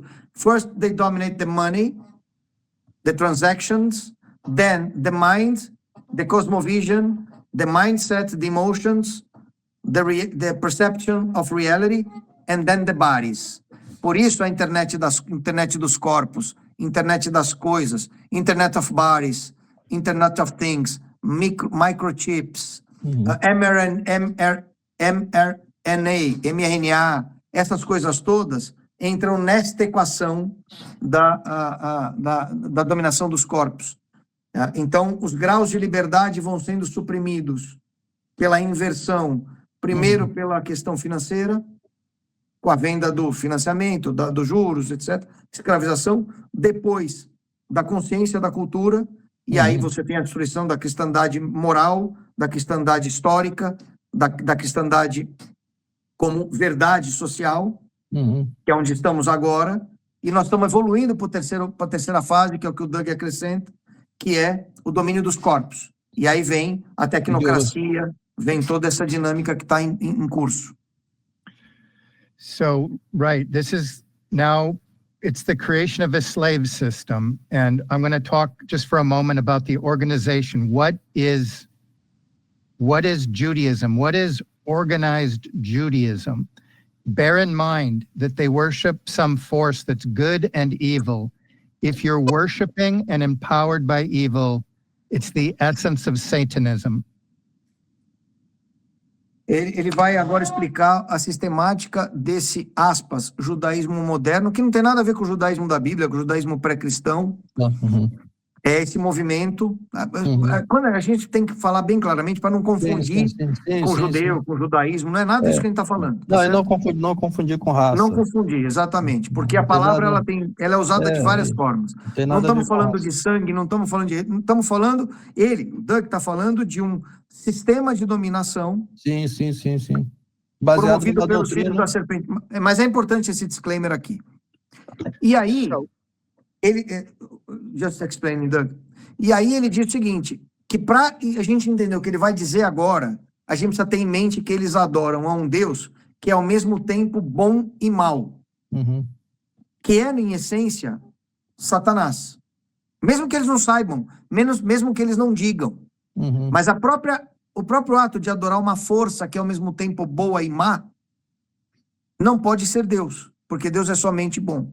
Não pode ter essa... Porque, veja, ontologicamente, nós sabemos, e Santo Agostinho demonstrou isso na sua questão contra os maniqueus, que ontologicamente não existe o mal.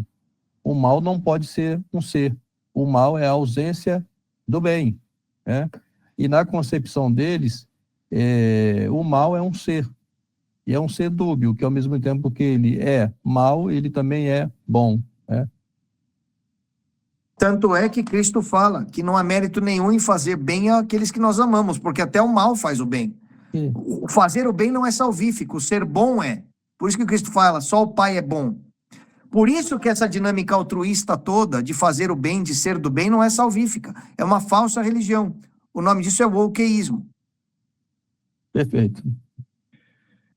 So all secret societies, we're going to talk about the organization of Satanism. All secret societies come back to this archetype of organized Judaism. And most Jews don't understand what they're a part of.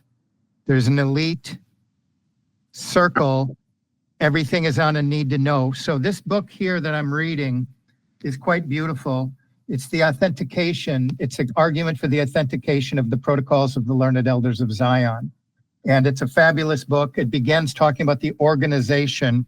And so what we're talking about is a cult animated by the deicide of Christ and the enslavement of Christians. It literally gets power from that, okay? And most people that are in the movement don't understand. So the goal is first to enroll the Jew and then enroll the Goyim into the project of a system of Antichrist. Sorry, people, we had a small glitch here. Nós tivemos um pequeno probleminha aqui. Então, retomando, Doug, você estava dizendo que a igreja com o Vaticano II passou a dialogar com o mundo. O Doug estava dizendo isso. E eu estava brincando com a ideia, e essa palavra brincando é só metafórica aqui, de que ao dialogar com o mundo, a igreja, de certa maneira, passou a produzir as cópias que nós estávamos criticando lá atrás. Doug, I was saying that you were talking about the infiltration in the church that after Vatican II started dialoguing with the world and losing its essence in each interaction. and it's an eternal interaction which makes us lose part of our essence bit by bit in an evolving process. And I was also bringing the phrase that by doing that, the church started herself in his human body, in his human part, producing the copies that we were criticizing in the beginning of the show. So, go ahead. So, well, I'll do this briefly. So the first copy is Martin Luther. He lost some of the essence through the sacraments, and it keeps going and going and going. In the book of the Apocalypse, essentially what's going on in this birth of AI, oftentimes people point to the prophecy of Daniel, the merging of clay and iron, us and AI. And this is the plan it's being rolled out by the synagogue. They're literally following a script. And so the final merger, the central theological point here is through the great deception, we will trade in the image, Imago Dei, the image of man, that beatific vision, and we'll trade in our image for the image of man, the Jewish utopia. We'll buy into the promises that AI will save the world, that we'll live forever through technology. And that's why these oligarchs, these technocrats are going to kind of pitch, this is going to be the entryway for the Antichrist system. So where are we on this trajectory? We're in a very critical and apocalyptic period, I would argue. Ele está dizendo, which leads to transhumanism. Yes. Ele está The mark of dizendo the beast. Yes. Ele está dizendo que a primeira, e aqui a primeira não é no sentido temporal, porque houveram hereges antes, mas que a primeira cópia é Martin Luther King, que abandonou os sacramentos, e desde então, Martin Luther King, olha eu, Martin Lutero. Martin Lutero. Martin Lutero, eu meti Martin Lutero. Pessoal, agora assim... It just keeps going on. Desde Martin Lutero, com a falsa construção de um cristianismo kosher, de um cristianismo esvaziado de sua essência, sua substância, e especialmente por negar matéria, e a partir daí, várias foram sendo produzidas, e com a IA, e aí ele faz uma inteligência artificial, ele faz uma correlação com o livro de Daniel, onde o ferro se funde com eu não me lembro agora se é com Clay. É o barro. É os O pés barro. da estátua Isso. gigante. Isso. É a ideia da IA, que é o ferro se fundindo com o ser humano, que é o barro. E, portanto, ele diz que essa sinagoga de Satanás vem exercendo esse projeto meticulosamente ao longo da história, conscientemente ou não, né, muitos inconscientemente, e que isso é tão verdade que as elites, sejam elas da Cabala Global, sejam elas conectadas e vinculadas à Cabala Global, ou seduzidas por suas promessas de vida eterna nesse mundo, de paraíso nesse mundo, vão aderir parte delas por sedução, por oportunismo, e parte delas, óbvio, por opressão, a essa tentação de se juntar a essa dinâmica que está sendo reconstruída, essa forma de reconstruir a partir da inteligência artificial, que em essência é o transhumanismo e que por decorrência leva à edificação do corpo místico do anticristo ao sistema da besta. Porque o sistema da besta é um sistema informacional, um sistema estruturado. E aí ele diz que as pessoas vão ser seduzidas a aderir porque as comodidades e facilidades são muitas no mundo, e vão abandonar a imagem de Deus e trocá-la pela imagem do homem, pela imagem de si mesmas. E que, obviamente, isso é a imagem, a tradução da imagem de Lúcifer em si própria, a luciferização do indivíduo. E esse processo, então, nos coloca no sistema da besta, é um processo de adesão, nos coloca no sistema da besta e nos tira da visão beatífica da eternidade. E ele pergunta, em que momento nós estamos? E ele fala, bom, nós estamos em tempos muito apocalípticos, estamos no limite desse momento. E é só olhar para as realidades estabelecidas e ver como é que as coisas estão acontecendo. Acho que nós concordamos com isso também, né, Daniel? Né, Fred? Ah, As evidências estão aí. Look outside your window, look at the world, and you see in what kind of situation we are. Listen, where are we, Dr. Haugen? The AI is exponentially exploding. This is getting very real. It's hard to avoid that. ele diz que a inteligência artificial está explodindo muito rápido e que não tem como... É muito real e não tem como evitar. The system of Elon Musk, the Neuralink and the Neuralace and the AI itself, it's part of quantum entanglement. It's literally working with demonic entities, and it creates a deception in our mind.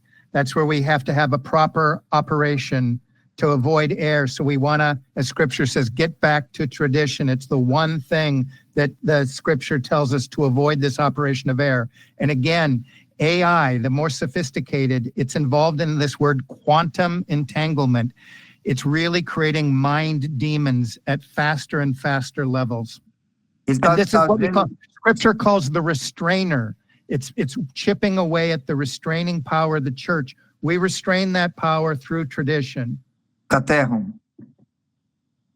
The restrainer is the Caterhon.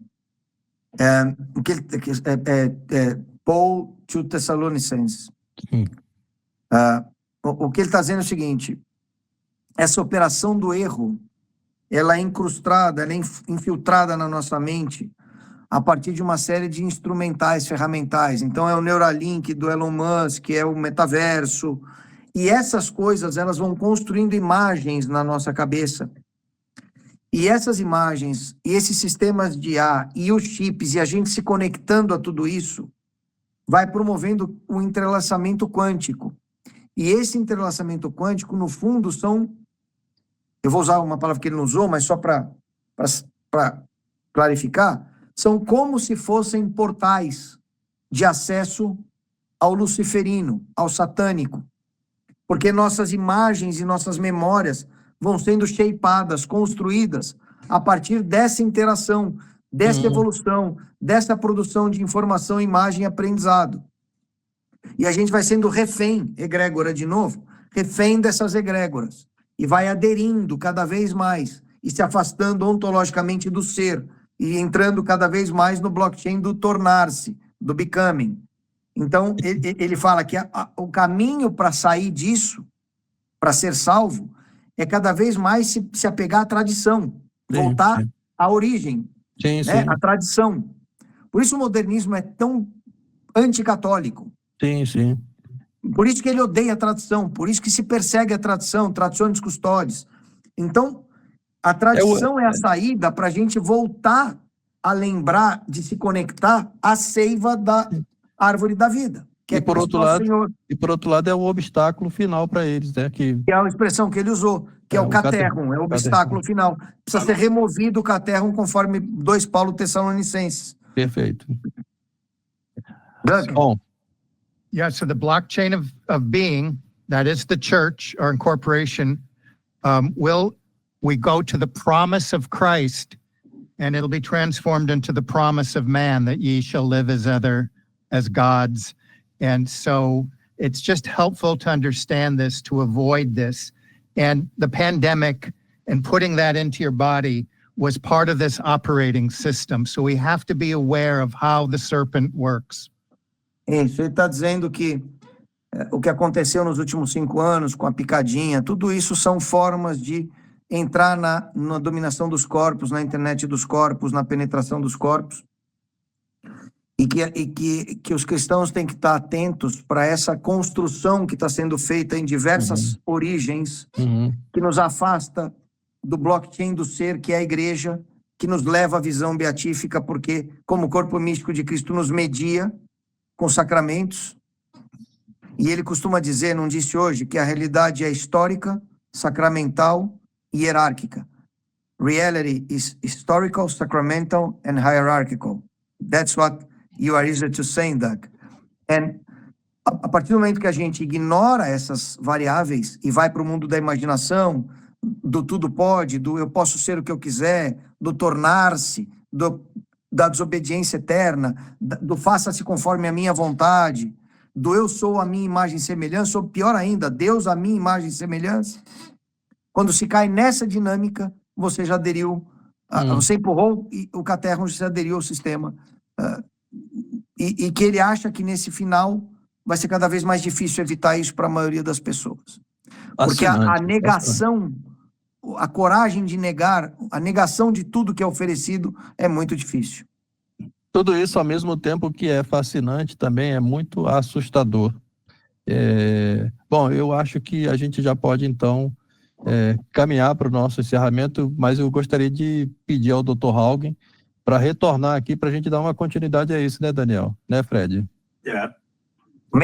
Faz o convite, Fred, faz o convite. I'm going to be the one here, say, to invite Dr. Haugen for a part 2, a sequel Yes.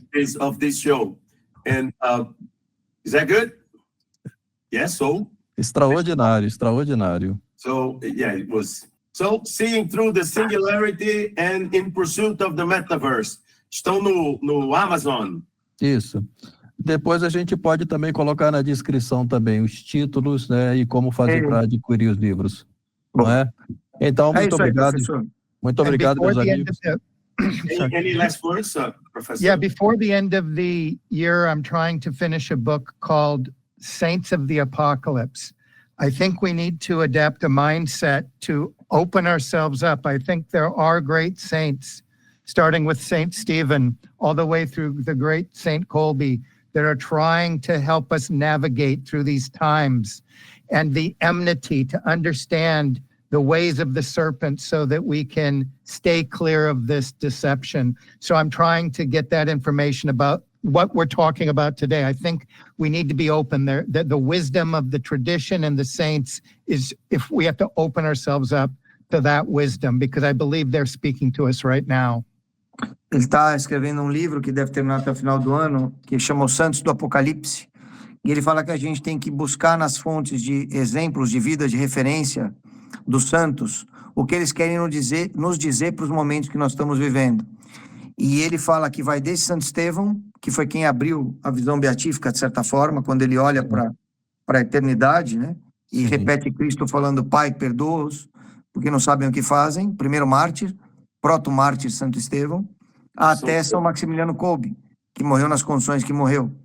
E ele diz que a gente precisa navegar nesses tempos a partir do exemplo dos grandes santos.